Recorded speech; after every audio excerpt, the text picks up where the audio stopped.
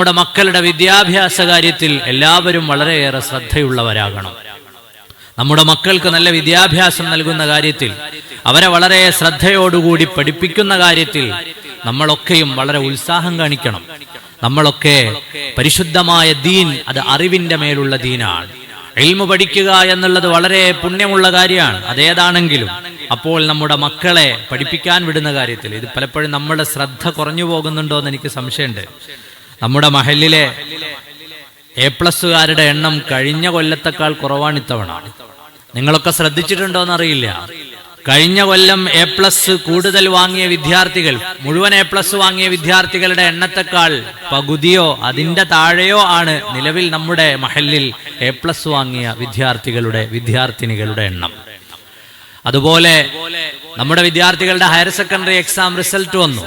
മുഴുവൻ A+ വാങ്ങിയ ഒരു കുട്ടിയാണ് നമ്മുടെ മഹല്ലിലുള്ളത് എന്നാണ് എനിക്ക് കിട്ടിയ അറിവ്. ഞാൻ ഈ A+ വാങ്ങിയ കുട്ടികളെയൊക്കെ നേരിൽ വിളിച്ച് അഭിനന്ദിക്കാറുണ്ട്. അള്ളാഹു അവർക്കൊക്കെ നല്ല വിജയം നൽകുമാറാകട്ടെ. ഒരു കുട്ടിയുടെ കോണ്ടാക്റ്റാണ് എനിക്ക് കിട്ടിയത്. അപ്പൊ നമ്മുടെ മക്കളൊക്കെ പഠിക്കുന്ന വിദ്യാഭ്യാസം, നമ്മുടെ മക്കളുടെ വിദ്യാഭ്യാസ കാര്യത്തിൽ നമ്മൾ വളരെയേറെ ശ്രദ്ധയുള്ളവരാകണം. എന്തുകൊണ്ടാണ് അത് പറയുന്നത് എന്ന് ചോദിച്ചാൽ, നമ്മൾ ഉണ്ടാക്കി വെച്ചിട്ടുള്ള, അല്ലെങ്കിൽ നമ്മുടെ കാരണവന്മാരുണ്ടാക്കി വെച്ചിട്ടുള്ള സംവിധാനങ്ങൾ അവർക്ക് പിന്നെ അതങ്ങനെ തുടർന്ന് കൊണ്ടുപോയാൽ മതി എന്നൊക്കെ നമ്മൾ വിചാരിക്കുമെങ്കിലും, ഏത് സാഹചര്യം മാറി വന്നാലും വിദ്യാഭ്യാസം ഉണ്ടെങ്കിൽ നമ്മുടെ മക്കൾക്ക് പിടിച്ചു നിൽക്കാൻ കഴിയും. ഏത് പ്രയാസങ്ങളുടെ ഇടയിലും നമ്മുടെ മക്കൾക്ക് വിദ്യാഭ്യാസം ഉണ്ടെങ്കിൽ പിടിച്ചു നിൽക്കാൻ കഴിയും. ഞാനൊരൊറ്റ ഉദാഹരണം പറയാം. നമ്മുടെ കമ്പനികളിൽ പലതുമുള്ള ജോലിക്കാർ അവരുടെ നാട്ടിലേക്ക് മടങ്ങിയത് കാരണം പലയിടങ്ങളിലും പ്രൊഡക്ഷൻ നിർത്തിവെച്ചിട്ടുണ്ട്. പലരും വലിയ പ്രതിസന്ധി അഭിമുഖീകരിക്കുന്നുണ്ട്. അള്ളാഹു എത്രയും വേഗം സലാമത്താക്കി തിരുമാറാകട്ടെ. നമ്മൾ വളരെയേറെ ഞെരുങ്ങി പ്രയാസപ്പെടുന്ന സാഹചര്യങ്ങൾ ഉണ്ടായിട്ടുണ്ട്. അതേ സമയത്ത് തന്നെ നിങ്ങൾ നോക്കൂ, ഏത് സർക്കാരുകൾ മാറി വന്നാലും അവരുടെ കീഴിൽ ജോലി ചെയ്യുന്ന ഉദ്യോഗസ്ഥർക്ക്, IPSകാർക്ക്, സിവിൽ സർവൻസിന് അവരുടെ സാലറി അതിങ്ങനെ കൂടിക്കൊണ്ടേയിരിക്കും. അതൊരിക്കലും കുറയൂല. സാമ്പത്തികമായി പ്രയാസത്തിലായതുകൊണ്ട് നിങ്ങളുടെ സാലറി കുറച്ച് കുറയ്ക്കുന്നു നമ്മൾ എവിടെയും വായിച്ചിട്ടില്ല. മറിച്ച് അവരുടെ സാലറി കൂടിക്കൊണ്ടാണ് ഇരിക്കുക. ഓരോ സർക്കാരുകൾ വരുമ്പോഴും അവരുടെ കീഴിലുള്ള ഉദ്യോഗസ്ഥർക്ക് ആവശ്യമായ സാലറി അത് കൂട്ടിക്കൊടുത്തുകൊണ്ടേയിരിക്കും. അപ്പൊ വിദ്യാഭ്യാസം ഉണ്ടായി, നമ്മുടെ മക്കൾ നമ്മുടെ സംരംഭങ്ങൾ നോക്കി നടത്തിക്കോട്ടെ. അതിനോടൊപ്പം അവർക്ക് വിദ്യാഭ്യാസം ഉണ്ടായാൽ, ഭാഷാപരമായ കഴിവുകൾ ഉണ്ടായാൽ, ഇടപെടാൻ കഴിയുന്ന പലതരത്തിലുള്ള വിജ്ഞാനം അവർക്ക് ലഭിച്ചാൽ അതുകൊണ്ടുള്ള മുതൽക്കൂട്ട് വലുതാണ് നമ്മുടെ മക്കൾക്ക്. പലർക്കും ഈ കൂട്ടത്തിൽ നമ്മുടെ വാപ്പമാര് വലിയ സമ്പന്നരല്ലാത്തത് കൊണ്ട് പഠിക്കാൻ കഴിയാതെ പോയ പ്രയാസപ്പെടുന്ന പലരുമുണ്ട്. എന്നാൽ ഇന്ന് നമ്മുടെ കയ്യിൽ നമ്മുടെ മക്കളെ പഠിപ്പിക്കാനുള്ള വിഭവങ്ങളുണ്ട്. പക്ഷേ ആ മക്കൾ പഠിക്കുന്ന കാര്യത്തിൽ മാതാപിതാക്കൾ എന്ന രീതിയിൽ നമ്മൾ നല്ല ഗൗരവത്തോടുകൂടി ചിന്തിക്കുകയും നമ്മുടെ മക്കളെ നന്നായി പഠിപ്പിക്കുവാൻ, വെറുതെ പഠിച്ചാൽ പോരാ, നന്നായി പഠിപ്പിക്കുവാനുള്ള താല്പര്യം, ഉത്സാഹം ഓരോ മാതാപിതാക്കൾക്കും ഉണ്ടാകണം. നമ്മുടെ മക്കളുടെ പഠനകാര്യത്തിൽ വളരെയേറെ ശ്രദ്ധിക്കണം. സ്കൂൾ തുറക്കുമ്പോഴും മറ്റുമൊക്കെ നമ്മുടെ മക്കളിൽ നിന്ന് അടുത്തൊരു അധ്യയന വർഷം അവർ സ്കൂളിലേക്ക് പോകുമ്പോൾ അവരുടെ പഠനത്തെ, നിലവാരത്തെ, അവരുടെ പഠനവുമായി ബന്ധപ്പെട്ട വിഷയങ്ങളെ ഇതൊക്കെ മനസ്സിലാക്കാനും ചോദിക്കാനും ഒക്കെ മാതാപിതാക്കൾ എന്ന നിലയിൽ നമ്മൾ ഉത്തരവാദിത്വം കാണിക്കണം.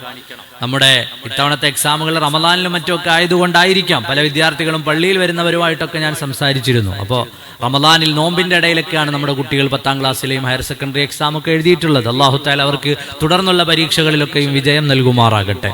അപ്പൊ നമ്മുടെ മക്കളുടെ ഓരോരുത്തരുടെയും കാര്യത്തിൽ നമ്മൾ നല്ല ചിന്തയുള്ളവരാവുകയും അവർക്ക് നല്ല വിദ്യാഭ്യാസം ലഭിക്കാനുള്ള വഴി തുറന്നു കൊടുക്കുകയും ചെയ്യണം. അതോടൊപ്പം തന്നെ നമ്മുടെ നാടുകളിൽ വന്നിട്ടുള്ള അന്യ സംസ്ഥാനത്തു നിന്ന് നമ്മുടെ നാടുകളിൽ ജോലി ചെയ്തുകൊണ്ടിരിക്കുന്ന അന്യസംസ്ഥാന തൊഴിലാളികളായ ആളുകളുടെ കുട്ടികളുണ്ട്. നമ്മുടെ നാട്ടിലെ ലഹരി പോലെ തന്നെ വളരെ പ്രധാനപ്പെട്ട മറ്റൊരു കേസാണ് ചെറിയ കുട്ടികൾ, ഇതര സംസ്ഥാനത്തു നിന്ന് വന്ന ആളുകൾ ലൈംഗികമായി ചൂഷണം ചെയ്യപ്പെട്ടത്. നമ്മുടെ പോലീസ് സ്റ്റേഷനിലും മറ്റുമൊക്കെ അന്വേഷിച്ചാൽ അറിയാം. എന്തുകൊണ്ടാണ് അങ്ങനെ ഒരു സാഹചര്യം ഉണ്ടാകുന്നത്? സ്കൂളിൽ പോകേണ്ട പ്രായത്തിലുള്ള അത്തരം വിദ്യാർത്ഥികൾ ആ സമയങ്ങളിൽ അവർ താമസിക്കുന്ന ഇടങ്ങളിൽ ഒറ്റപ്പെട്ടു പോകുന്നു. അവരുടെ മാതാപിതാക്കൾ ജോലിക്കും മറ്റുമായി പോകുന്നു. ഈ കുഞ്ഞുങ്ങൾ അവിടെ ഒറ്റപ്പെട്ടു പോകുമ്പോൾ പലതരത്തിലുമുള്ള പ്രയാസങ്ങൾ അവർക്ക് അഭിമുഖീകരിക്കേണ്ടി വരുന്നു. പല പ്രശ്നങ്ങളിലും അവർ ചെന്ന് ചാടുന്നു. ഇതൊക്കെയും നമ്മൾ നമ്മുടെ നാട്ടിൽ നിന്ന് വായിക്കുന്ന വിഷയങ്ങളാണ്. അതുകൊണ്ട് തന്നെ ഇതര സംസ്ഥാന തൊഴിലാളികളായി നമ്മോടൊപ്പം ജോലി ചെയ്യുന്ന ആളുകളുടെ കുട്ടികളുണ്ടെങ്കിൽ പല വിഷയങ്ങളുമായി ബന്ധപ്പെട്ട് നമ്മൾ ഇറങ്ങിത്തിരിച്ച സമയത്ത് പല സ്ഥലങ്ങളിലും കുട്ടികളെ കണ്ടിരുന്നു.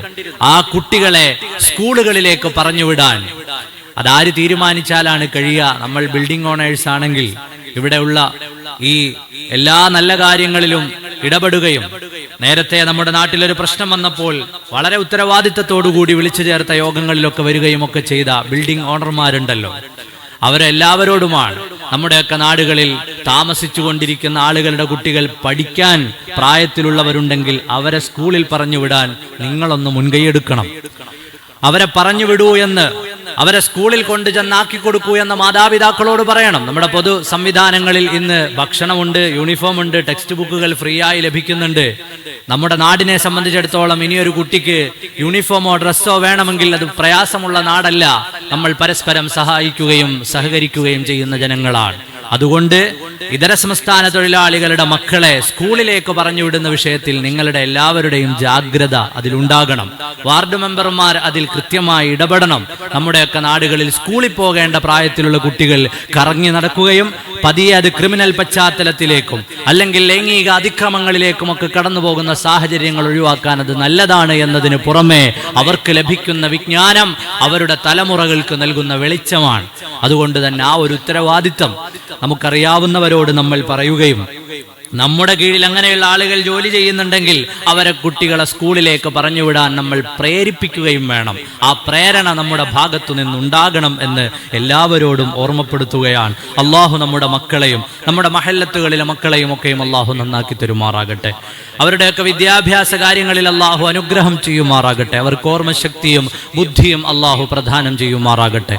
അപ്പോൾ ഇത്തരം കാര്യങ്ങളിലൊക്കെയും നമ്മുടെ ശ്രദ്ധ എപ്പോഴും ഉള്ളവരാകണം. അതോടൊപ്പം തന്നെ അല്ലാഹു സുബ്ഹാനഹു വ തആലയ്ക്ക് പൊരുത്തപ്പെട്ടവരായി ജീവിതം നയിക്കാൻ നമ്മൾ തയ്യാറാകണം എന്ന വലിയ സന്ദേശം, പെരുന്നാളിന്റെ സന്ദേശമായി നമ്മുടെയൊക്കെ കൽബിലുണ്ട്. ശിക്ഷയ്ക്ക് വിധിക്കപ്പെട്ട അബ്ദുറഹീം ഇന്നലെ നമ്മുടെ നാട്ടിലേക്ക് തിരിച്ചെത്തി. ആലോചിച്ചു നോക്കൂ, ലോകരാജ്യങ്ങളിൽ പലയിടങ്ങളിൽ എത്രയോ മനുഷ്യർ വധശിക്ഷകൾക്ക് വിധേയമാക്കപ്പെടുന്നു. പല ആളുകളും ജയിലിലടക്കപ്പെട്ടിരിക്കുന്നു. നമ്മുടെ സഹജീവികളിൽ ഒരാൾ വധശിക്ഷയ്ക്ക് വിധേയമാക്കപ്പെടുന്നു എന്നറിഞ്ഞപ്പോ, അദ്ദേഹത്തിന്റെ ജീവിതം പ്രയാസമാണ്, കൊല്ലങ്ങളായി ജയിലിലടക്കപ്പെട്ടു എന്നറിഞ്ഞപ്പോ അദ്ദേഹത്തെ കാത്ത് അദ്ദേഹത്തിന്റെ പ്രിയപ്പെട്ട മാതാവ് കണ്ണീരോടെ കാത്തിരിക്കുന്നു എന്നറിഞ്ഞപ്പോ ആ അബ്ദുറഹീമിനെ നാട്ടിലെത്തിക്കാൻ സഹായിച്ചത് ആരാണ്? നമ്മുടെ നാട്ടിലെ എല്ലാ മതവിഭാഗങ്ങളിലും പെട്ട ആളുകളാണ്. അദ്ദേഹത്തിന് നൽകിയ കോടികൾ മുസ്ലിങ്ങളുടേത് മാത്രമല്ലല്ലോ, അതിൽ ഹിന്ദുവുണ്ട്, ക്രിസ്ത്യാനിയുണ്ട്, മതങ്ങളെ അംഗീകരിക്കുന്നവരും അംഗീകരിക്കാത്തവരുമുണ്ട്. കേരളം എന്ന മനോഹരമായ നാടിന്റെ സുന്ദരമായൊരു പെരുന്നാൾ കാഴ്ചയാണ് ഇന്നലെ നമ്മൾ അബ്ദുറഹീം എന്ന സഹോദരൻ നാട്ടിലിറങ്ങിയപ്പോൾ കണ്ടത്. എല്ലാ മനുഷ്യരുടെയും കോൺട്രിബ്യൂഷൻ അതിലുണ്ട്. മനസ്സുകൊണ്ടെങ്കിലും ആഗ്രഹിച്ചവരുണ്ട് അയാളൊന്ന് തിരിച്ചു വരണമെന്ന്, അദ്ദേഹത്തിന്റെ മാതാവിനെ കണ്ടുമുട്ടണമെന്ന്, അദ്ദേഹത്തിന്റെ വധശിക്ഷയൊന്ന് ഒഴിവായി കിട്ടണമെന്നൊക്കെ ആഗ്രഹിച്ച നാനാജാതി മതസ്ഥർ തിങ്ങിപ്പാർക്കുന്ന പ്രദേശമാണ് നമ്മുടെ കേരളം. നമ്മളല്ലാതെ ലോകത്ത് പിന്നെ ആരാണ് ഇങ്ങനെയുള്ളത്? സഹജീവിയുടെ കണ്ണീര് കാണുമ്പോൾ, ഒരു വെള്ളപ്പൊക്കത്തിൽ, ഒരു കാറ്റിൽ, ഒരു പ്രയാസത്തിൽ പരസ്പരം കൈ ചേർത്തു പിടിക്കാൻ നമ്മൾ കാണിക്കുന്ന ഈ മനസ്സ്, അള്ളാഹു നമ്മുടെ നാടിന്റെ ഐക്യവും സമാധാനവും മതസൗഹാർദ്ദവും സാഹോദര്യവും അള്ളാഹു നിലനിർത്തി തരുമാറാകട്ടെ. അള്ളാഹു നമുക്കെല്ലാവർക്കും അനുഗ്രഹം പ്രദാനം ചെയ്യുമാറാകട്ടെ.